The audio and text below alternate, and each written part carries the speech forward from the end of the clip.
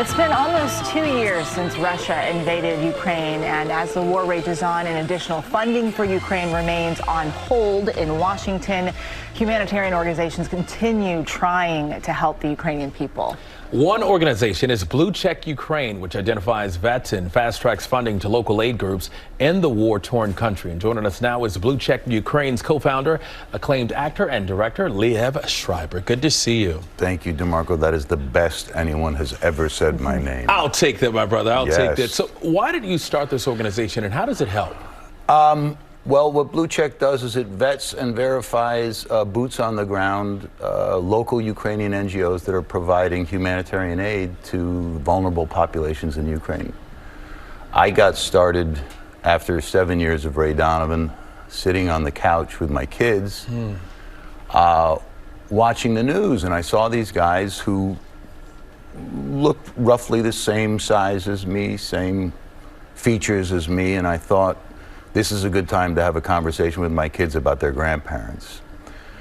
And that idea that what my grandparents struggled through to get me here, to have the opportunities that I have, still is a powerful feeling for me.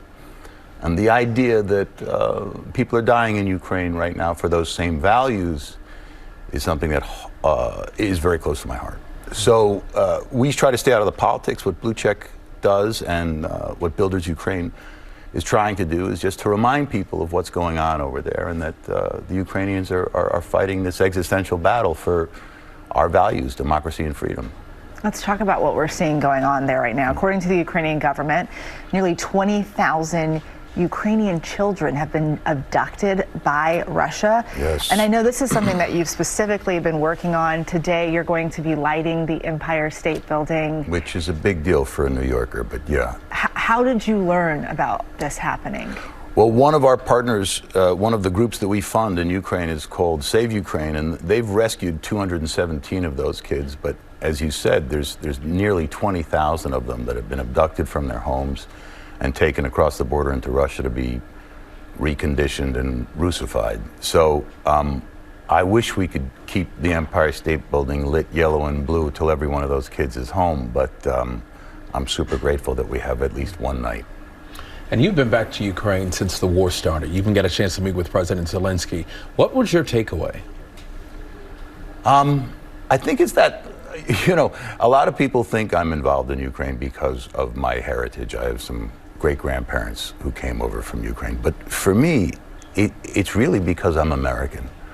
And those values that they're fighting for are the same values we have here. And once you get over the language barrier and the cultural differences, you kind of realize that there's a similar ethos there, that they want to be free. They want to have the right to educate their children how they educate their children. They want to go to the churches they want to go to. They want to elect their own leaders, and that's something that is increasingly difficult with these authoritarian regimes that are popping up all over the world. But the cost that Ukraine is paying in terms of its civilian infrastructure, and most importantly, its children, is something that I think as Americans, we can't look away from. So I'm very grateful to Builders Ukraine and to BlueCheck and for the Empire State Building for giving us this opportunity. I know you said you don't like to get involved in the politics of it all, but we have to talk a little bit about some of the politics there, because the funding is being held up for Ukraine right now in Congress. What do you make of all of that? Are you worried about it? I just want us to get back in touch with what our values are as Americans, who we are. I really believe we are a nation of grandchildren.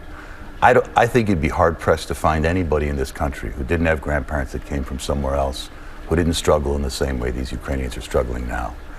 Well, Liev Schreiber, it's so amazing to have you here, and incredible work that you're doing. Thank you so much for having me.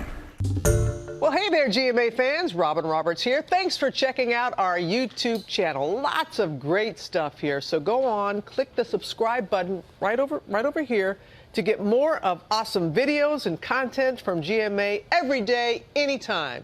We thank you for watching, and we'll see you in the morning on GMA.